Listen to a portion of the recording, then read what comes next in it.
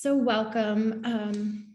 For those of you who don't know me, my name is Kristin Dawson. I'm a psychiatrist. I've treated kids and adolescents and adults, and I'm a part of Wild Health. And really, I'm just delighted to shine a spotlight on Mental Health Awareness Month, this month of May, and to have an opportunity to share with you all a little bit more about mindfulness, because I really see mindfulness as if it's not currently a pillar of health, I think it is starting to establish itself solidly as a pillar of not just mental health, but overall health and wellness. And so, one of the things that I think is pretty incredible is just the explosion of clinical research related to mindfulness and our health. So in the last 20 years, really, we've seen an exponential growth in the number of researchers who are trying to better understand the relationship between practicing mindfulness and a number of different conditions that it might be of help for. And I would suggest that, again, just as Wild Health patients, you're really focused on nutrition and you're focused on exercise and sleep. I would suggest that mindfulness may be the next pillar of health you think about taking on or engaging in terms of your overall health and wellness. I have a picture of the sardines here because certainly as you've learned more perhaps about nutrition and how it relates to your genomics and your current lab work, you may be trying to kind of incorporate and try some different nutrient-dense foods into your lifestyle. And there's probably been a lot of trial and error around that, right? So not everybody grows up, as my 4-year-old has, eating sardines from a young age. They've not been exposed to it, right? And so you're trying some of these things on, seeing what you have a preference for, what makes you feel good or better, and then just what's really reasonable to be consistent with and bring into your everyday life. And so in that same kind of spirit, I see today's webinar as an opportunity to expose you to a certain type of mindfulness practice, knowing very well that, not everybody's going to love loving-kindness meditation. It's not going to be everyone's, preferred mindfulness activity, but I think it's part of this journey of trying different mindfulness practices on, seeing what you might gravitate towards, what might fit within your value system or your goals for your health and well-being, and just kind of giving it a try. That being said, I'll step back and just talk for a moment about how I think about mindfulness as an overall concept. So oftentimes I'll start off by talking about what it would be like to, live life mindlessly, right? So the example I give is, your commute to work. You perhaps drive to the same office building from your house Monday through Friday, every day for however many years. And if you thought about today's commute to work and driving there, you might have a hard time picturing what car was next to you at your first stoplight, or even what music you listened to on the way to work. You might not have a lot of recollection as to what happened on that drive because you were a bit on autopilot. You've done it a million times and you're able to kind of let your mind wander wherever it wanted to wander. That would be an example of mindlessly driving to work. Compare that to the very first time you ever drove a car, permit in hand, parent in the passenger seat. That's going to probably be your best example of mindful driving, because every single aspect of that drive is something you are paying incredible attention to.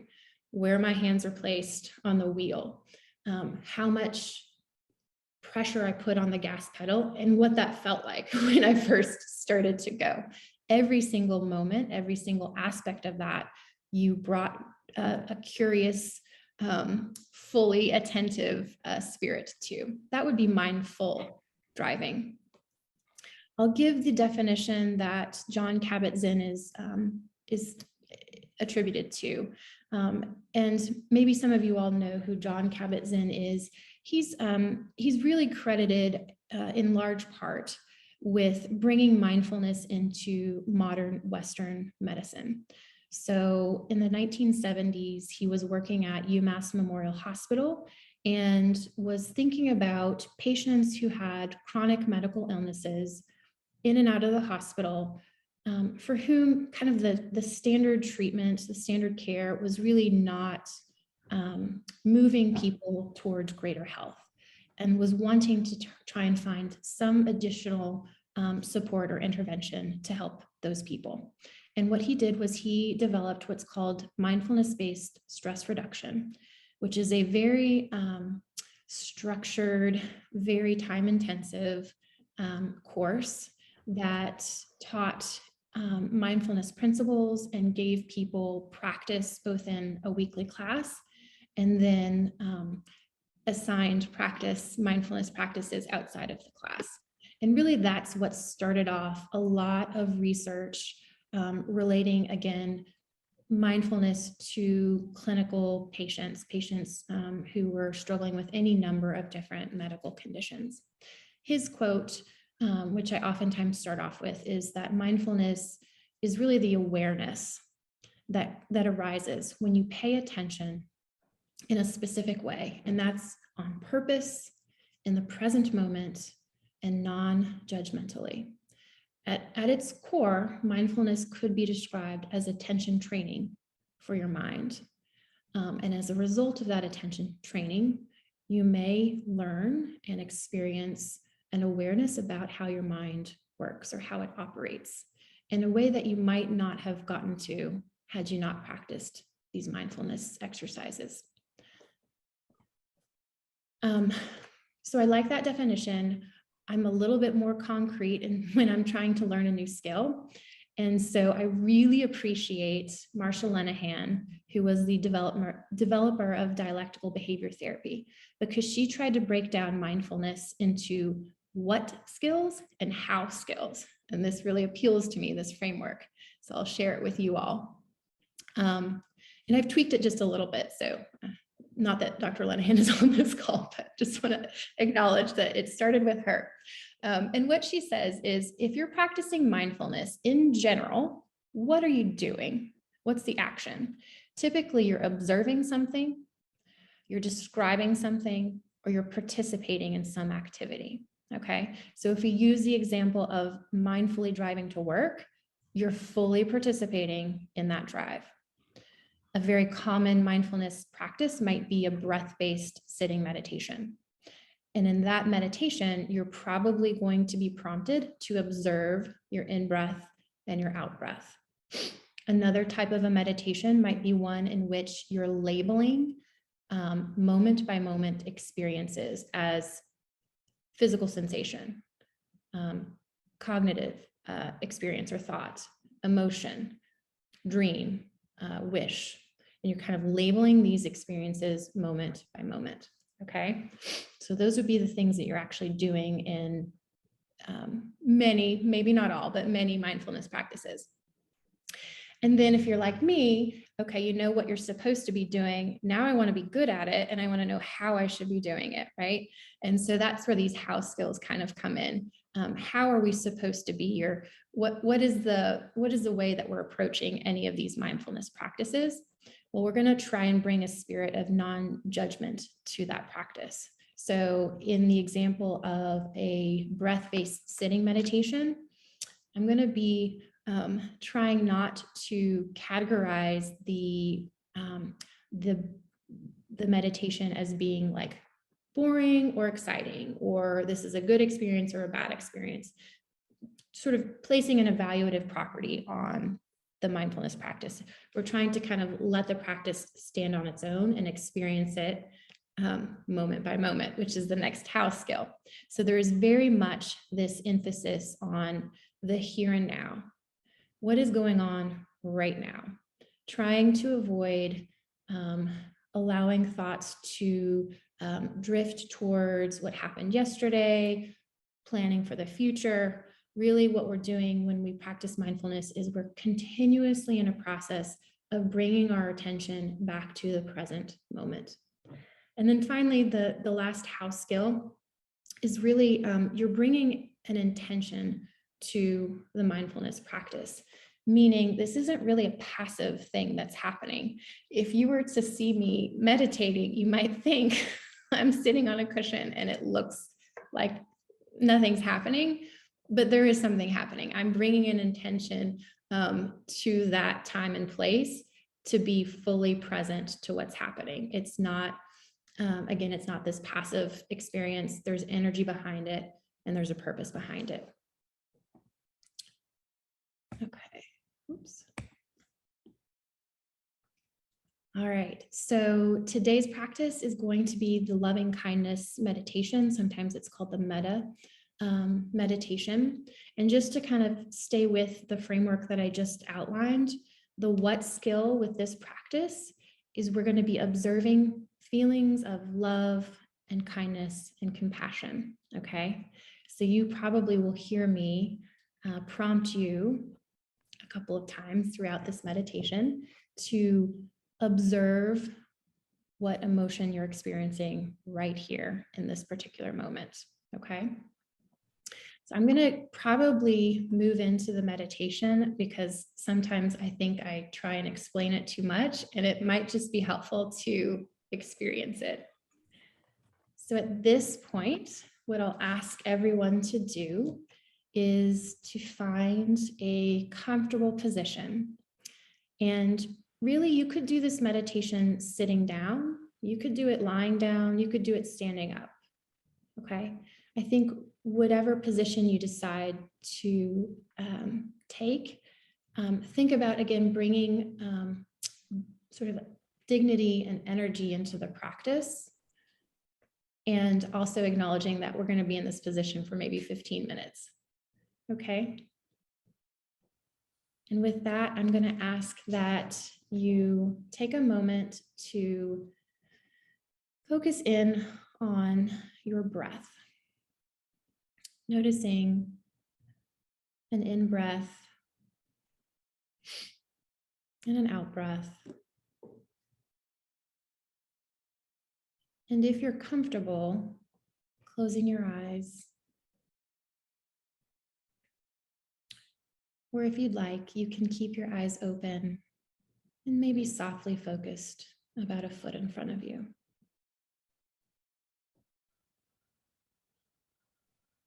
And just allowing your attention to be drawn in by your breath.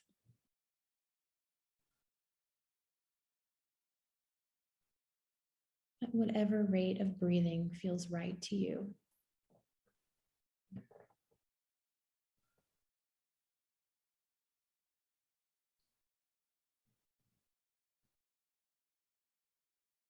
And now setting an intention for yourself for this particular practice, to allow yourself to open up your heart and mind to feelings of love, kindness, and compassion. Preparing yourself to both extend kindness to others and receive kindness yourself.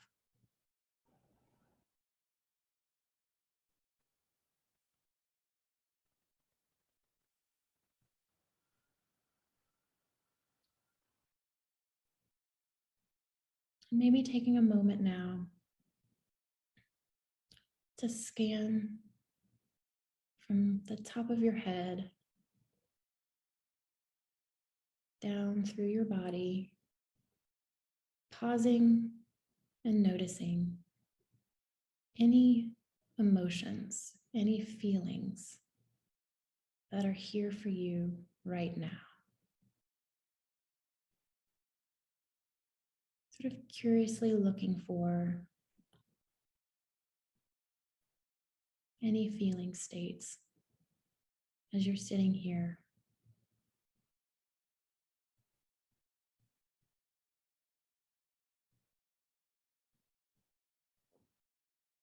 Taking note of where those feelings are held right now.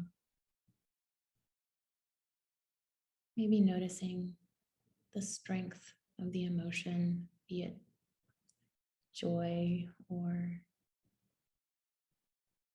boredom or anxiety or sadness. Simply noticing those feelings.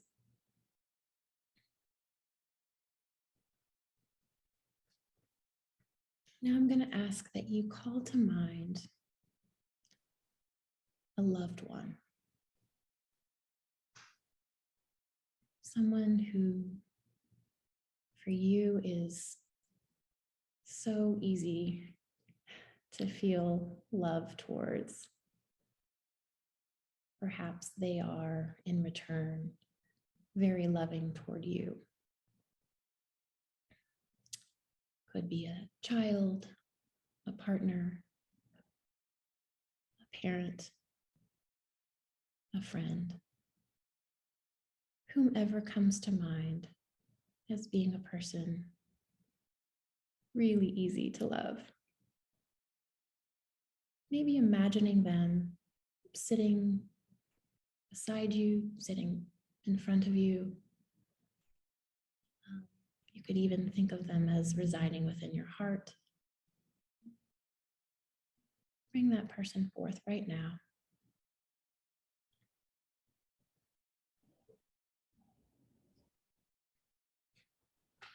We're going to just spend a couple of moments sending them very kind, very loving messages. And as I speak these messages, repeat them to yourself. Repeat them to the person, either in a whisper or in your mind. Saying to them, may you be safe. May you be healthy. May you be peaceful. May you feel loved and love others.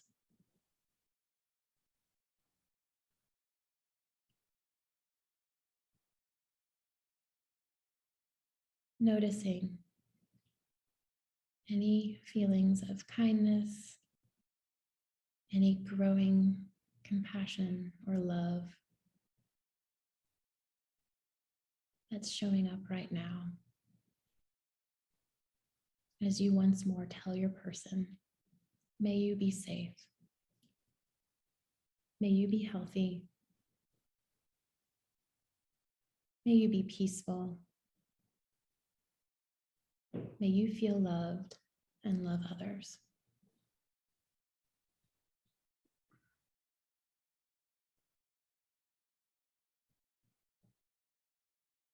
And you might even take a deep breath in through your nose and direct your breath, direct that air to wherever in your body you're feeling most compassionate right now. And noticing what happens to that feeling.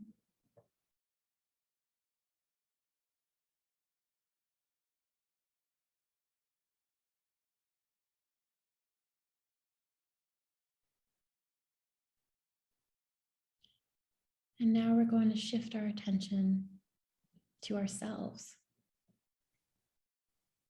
And we're going to send those same kind messages to ourselves right now, saying, may I be safe. May I be healthy. May I be peaceful. May I feel loved and love others.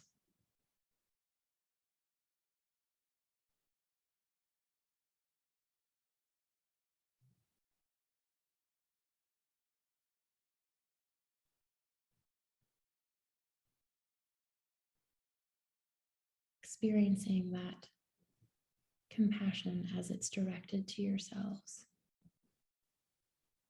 Noticing where you feel that strong emotion or maybe not so strong emotion of kindness and self-compassion.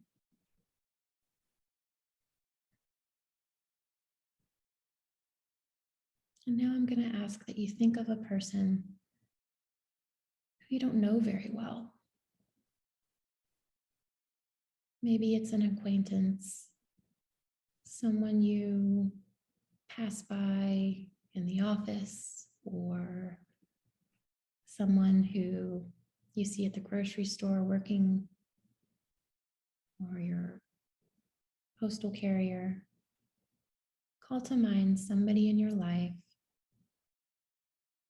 who certainly has worth and value, but whom you don't know very well. And thinking of this person, say to them, may you be safe. May you be healthy. May you be peaceful. May you feel loved and love others.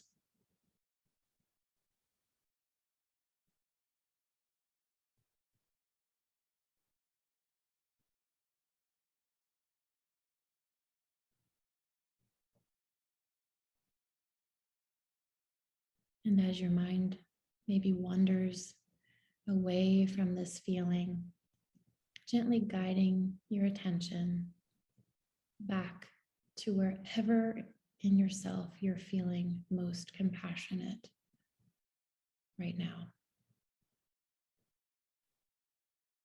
May you be safe. May you be healthy.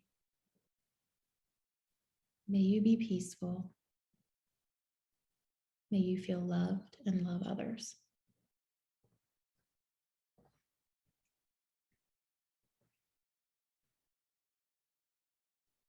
And as we expand our hearts and move towards greater compassion, we're going to call to mind a person who is a little bit challenging for you.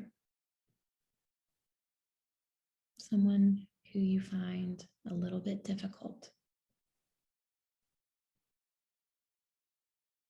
This isn't somebody that's harmed you or has caused a lot of discomfort, but this is someone who perhaps you feel a small amount of strife towards. Invite this person to be seated next to us now and say to them, may you be safe. May you be healthy. May you be peaceful. May you feel loved and love others.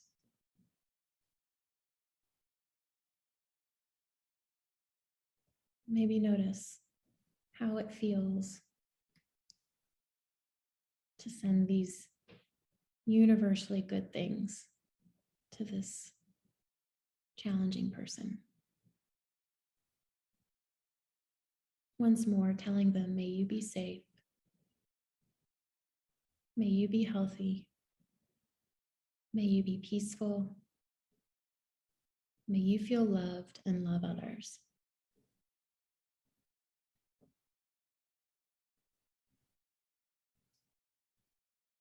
And now, we're going to call to mind a lot of people. So maybe imagining and preparing your heart to send these kind wishes to people in your community, people you live with, and expanding out from there, broadening the compassion that you send into the world to people who live in your state, who live in your country, and beyond the borders of this country. All people everywhere. Connecting your heart to the hearts of people everywhere and saying to them all, may you be safe. May you be healthy. May you be peaceful. May you feel loved and love one another.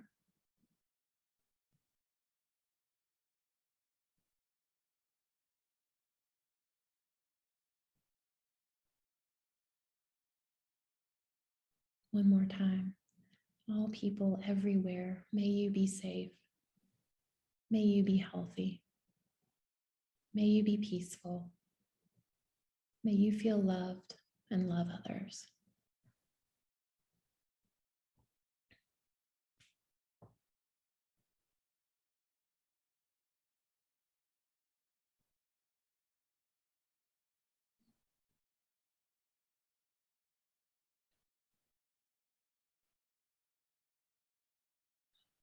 And take a moment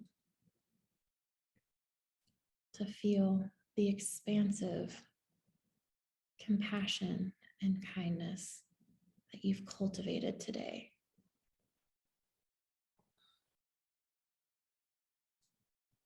With intention.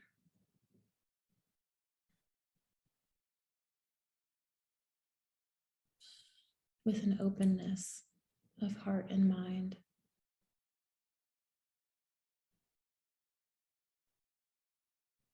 And perhaps prepare yourself to take with you this cultivated compassion long after the meditation ends, carrying it forth with you to the rest of your day and week.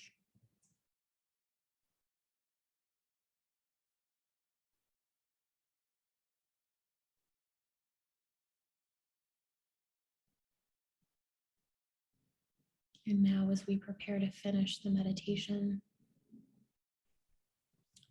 once more becoming aware of your physical sensations as you are seated or standing, noticing your feet on the floor, noticing the chair behind your back, maybe starting to move your fingers or toes, stretching your neck. And as you're ready, opening your eyes and returning to this place. All right.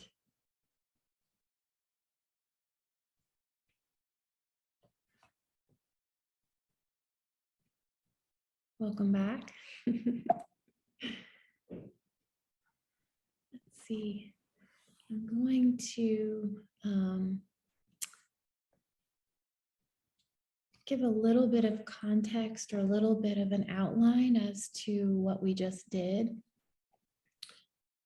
So again, that was a loving kindness meditation. Typically, those warm wishes are directed towards 4, sometimes 5 groups of people. A lot of times, teachers will take people through this meditation in the order of how easy it is to access kindness and compassion. So that's why a lot of times we're starting with a loved one, probably even before we move to sharing those feelings with ourselves. I know, especially when I teach middle school students, it could be challenging to direct kind wishes towards oneself. So kind of starting with somebody that's easy to access that love and kindness with, moving towards the self, moving towards this kind of neutral person, someone who we don't know the details of their lives. And then maybe the most challenging part is directing it to that difficult person. And again, I would say if you're starting out with a loving kindness meditation, choose someone that's not too terribly difficult. Go easy on yourself. Don't choose someone that that you're currently still pretty frustrated with. And then opening up again to all people everywhere. Some people will also include plants and animals, sort of all living creatures in this meditation. The wishes that we are sending to those different groups of people are wishes that most all of us would agree are pretty good things that we'd like in our lives, right? So most people would like to be safe. Most people would like to be healthy. But certainly there's a lot of variation and creativity that actually can come in here. So for instance, the Wild Health team, I led them through a loving kindness meditation this week, focused on people who are experiencing mental health symptoms. And some of the wishes that we sent out to them were, may you experience joy. May you have clarity of thought. May you experience enhanced mental health. So certainly those are good things, and we can kind of be a little bit more specific and directive as to the recipients and what they might appreciate receiving. I can't get away from at least talking about one clinical study if I give a talk. So hopefully that's okay with you all. I'm gonna just briefly talk about one study that involved loving kindness meditation. In particular, this study, I can actually remember what I was doing and where I was when I saw this study. So that kind of tells you, I read a lot about mindfulness, and this one really stood out to me. In particular, because it got specific about the type of meditation and the type of mindfulness practice. Again, this is the loving kindness meditation that we're looking at. But it was looking at a group of veterans who had post-traumatic stress disorder. And it split these veterans up into a group that was taught loving kindness meditation in a group setting once per week for an hour and a half. They also got homework where they were doing this practice at home. And then it compared them to people who were in a cognitive processing therapy group.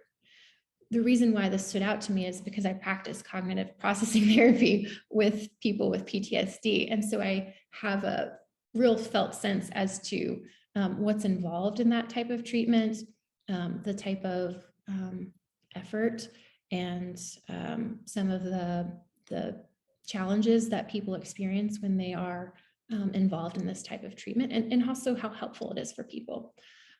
Cognitive processing therapy is considered a gold standard treatment for PTSD. So it's really has a high level of evidence to say this is a good intervention for people with PTSD.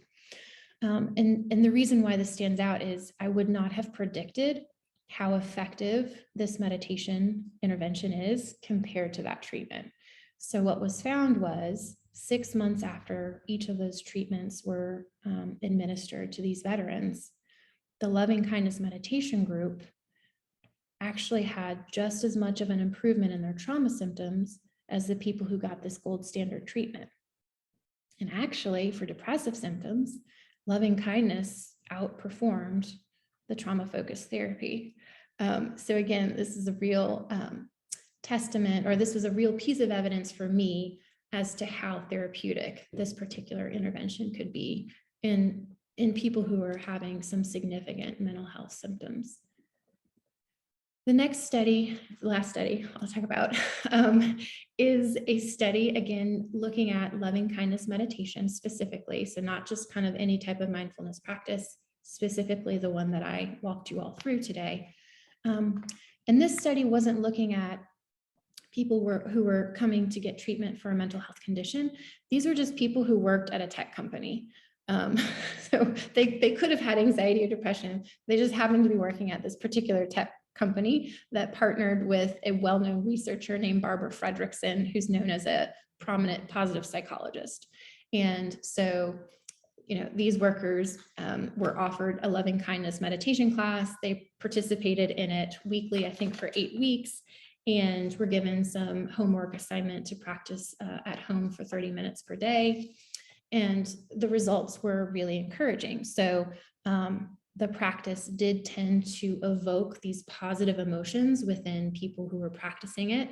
So not just compassion and love, but things like hope and gratitude and pride and awe. So really did evoke a number of different types of positive emotions.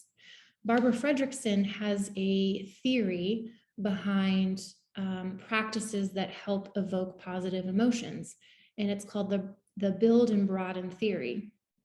And it goes a little bit like, if you do something that can make you feel a positive emotion, there's this ripple effect that is possible for you, especially if you do it with consistency.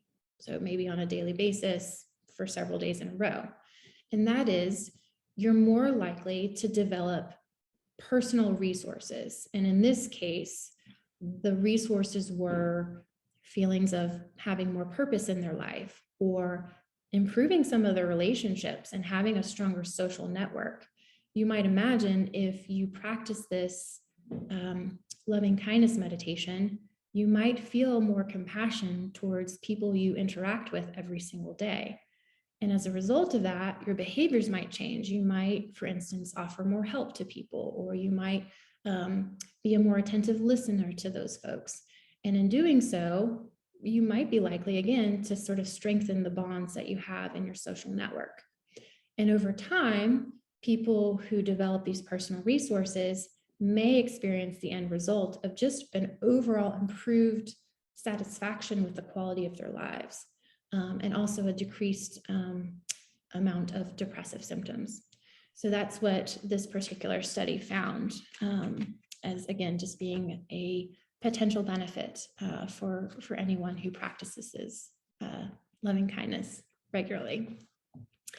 The reason why I had you bring some paper and pen is that if you wanted to write down a couple of notes, this would be a great time to do it. So I think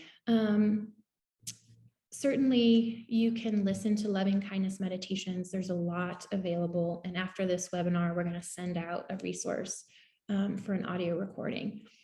But also, if you wanted to try this on your own, I think it's something that you could try. A lot of people don't necessarily love listening to a meditation teacher. They want to try something on their own. So this is a great opportunity for you to kind of write down, who would be the people that I send these messages of loving kindness to? Maybe pick a loved one that you want to focus on this week, somebody that you'd love to cultivate more compassion towards. So it might be, it might be, obviously you love your child, but maybe there's a little bit of frustration as a caregiver towards one of your children. Put that child down as a loved one, perhaps.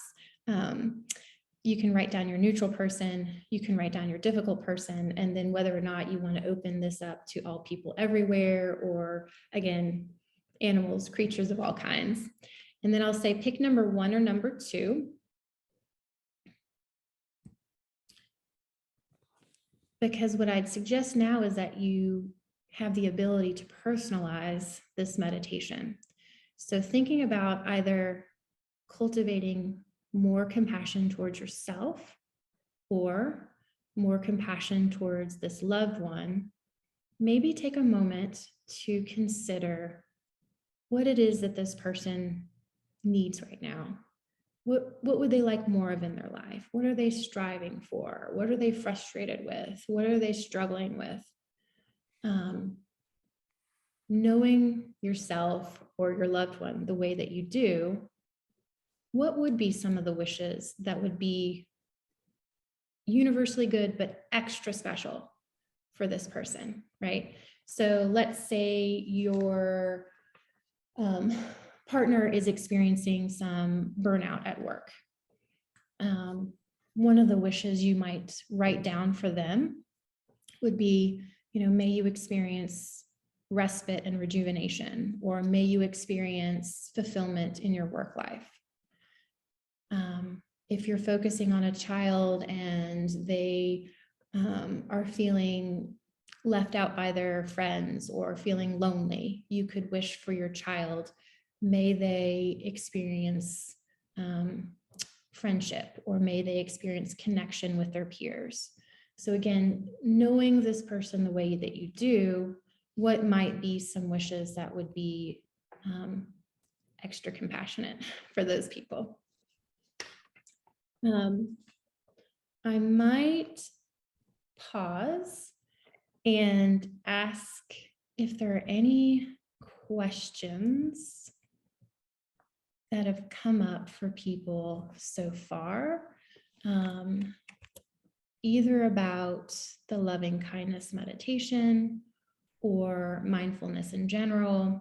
We had a lot of really thoughtful questions ahead of the webinar that I can start to try and answer, but I just wanted to pause and see if there are specific things coming up for people right now.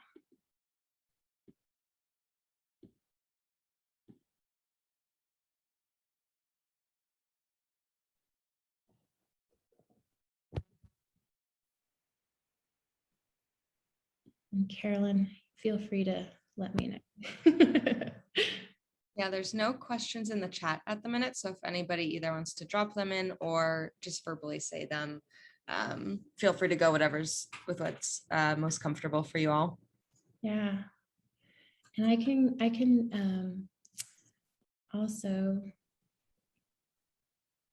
keep talking.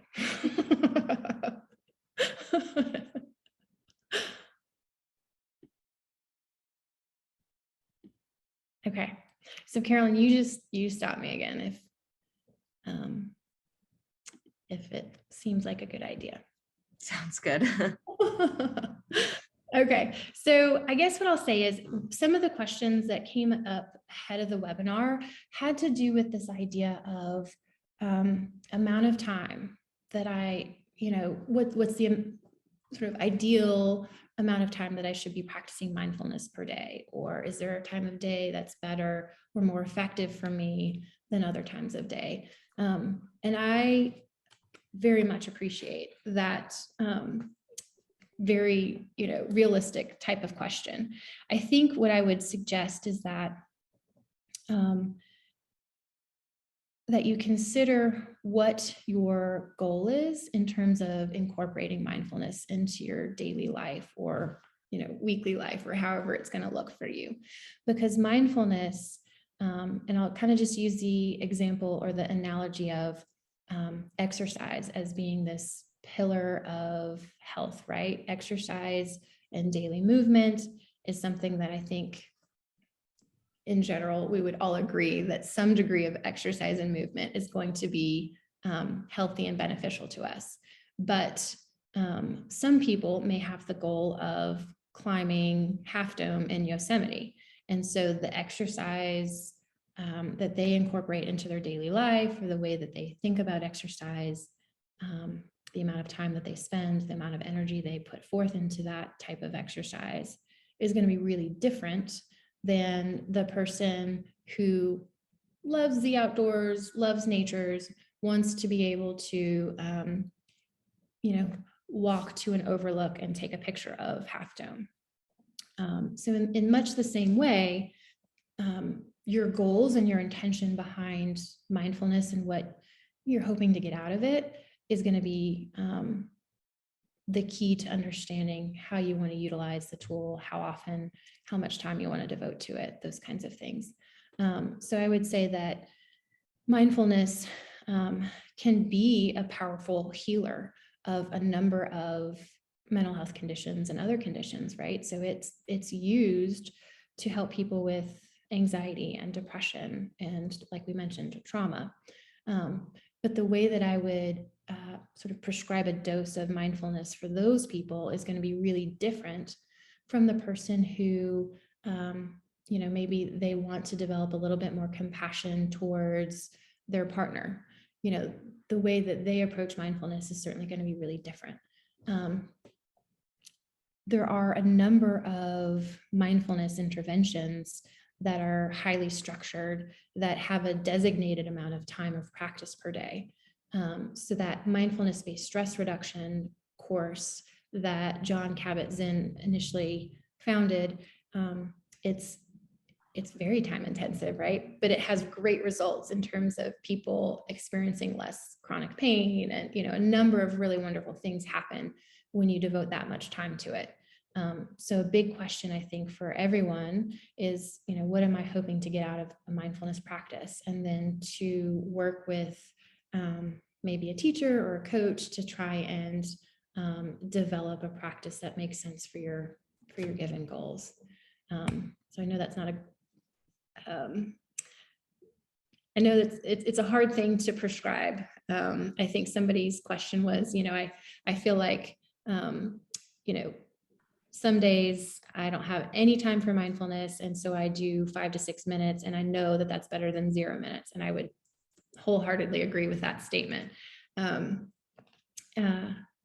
So one of the things I'll mention is this idea that not all mindfulness practices have to be on a yoga mat or on a cushion. Those would be things that you might consider a formal mindfulness practice. So a time set aside where maybe you're listening to a recording, or you're guiding yourself in a meditation, or you're watching a yoga instructional video. You set aside time. It's sort of separate from the rest of your life. That might be what we call a formal mindfulness practice.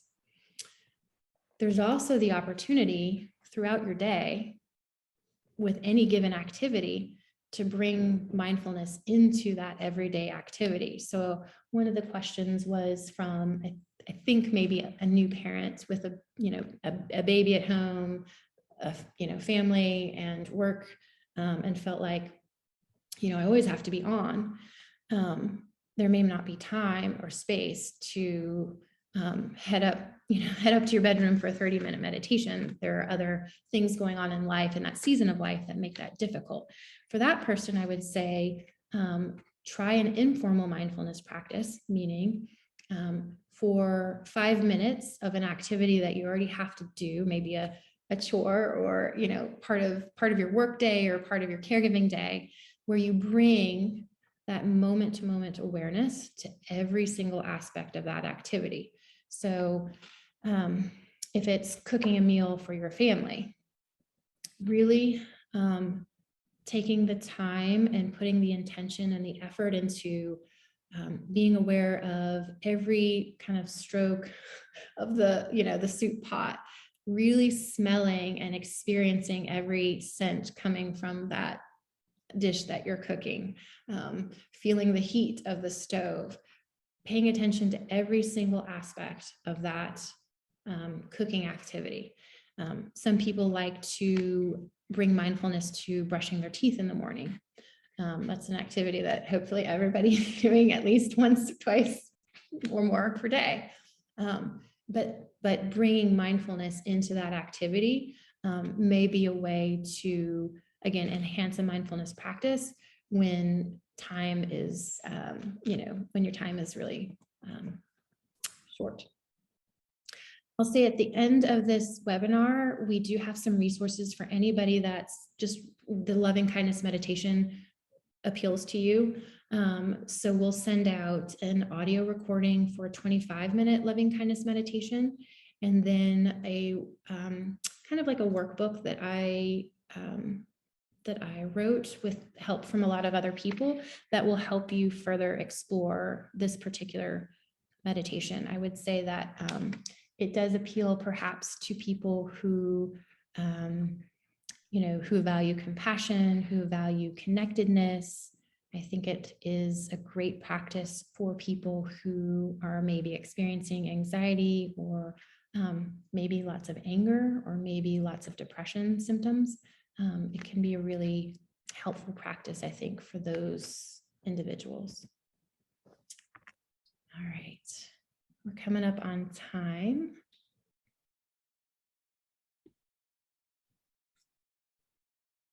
So, hope that was a helpful exposure to loving kindness meditation. I hope the resources are of use to you all. And if there's any other questions, I'm happy to try and answer.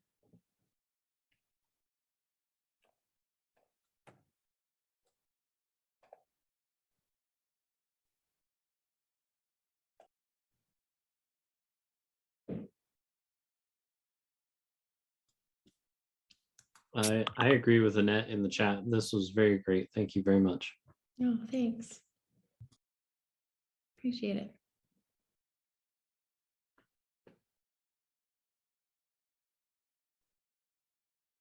Yeah, you can type questions in the chat too. I know it's hard to chime in on a Zoom call. That's my experience. Thank you so much. I'm going to smell every smell while cooking dinner. Oh, That was my good. question. That was your question. Are you a new Yeah. mom? Yeah. Oh, okay. Well, I guess I'll also say, not to make anybody uncomfortable, if you're a nursing mom, I would suggest or humbly say that that's actually a great time for mindfulness. If you can bring that spirit of present moment awareness during that time, that's something that I found useful. I spent 5 years of my life nursing children. I think that there is a definite,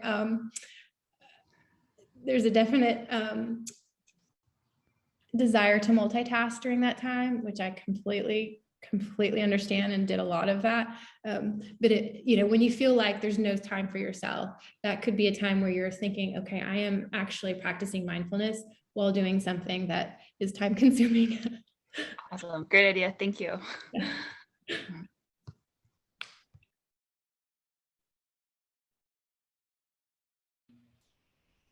Yeah. Thank you so much. I really enjoyed it. Good. Good.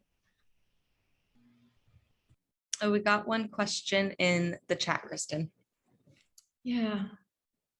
Including tonight, I find myself maybe drifting off, maybe sleeping. Am I too comfortable? Yeah. So good question, John. So I think all of us have practices that are sleep inducing. For me, it's the body scan. Every time, John, I drift off. So what I would say is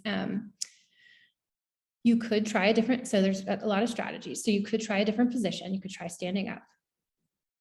You could try a different time of day. So, after a meal, or, at the end of a long day, or if you're sleep deprived and you're trying to do it in the beginning of the day before you've really woken up, those might be times where you're just at a disadvantage and you might feel sleepy being still.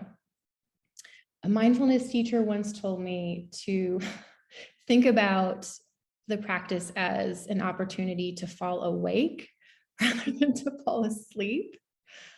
I hope that's helpful to you. But it's maybe reframing the experience as an opportunity to be radically awake and present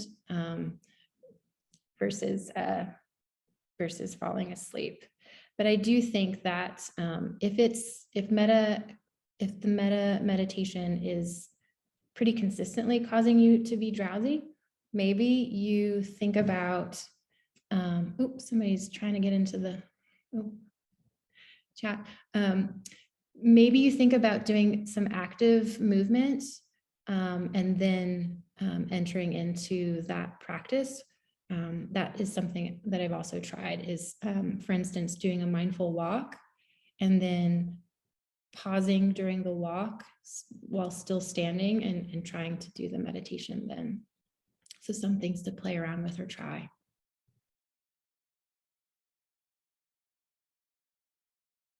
All right. Hopefully that helps. Yeah. All right, everyone. Thank you so much for joining. Yeah, great to be with you all tonight. Thanks. And we'll send out some of those resources. Thanks so much. Yeah, good night.